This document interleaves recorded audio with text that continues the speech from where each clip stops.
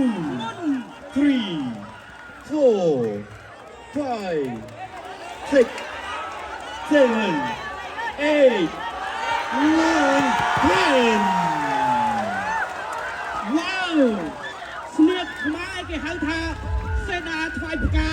ស្នៀតនេះពេញសម្បត្តិធ្វើបានល្អច្រើនប្រកួតណាស់បាទចូល ហើយជំនះនឹងក្លាយជាម្ចាស់ខ្សែក្រវ៉ាត់យេនស្បេគុនខ្មែរបានទៅលើបង្គោលក្រហម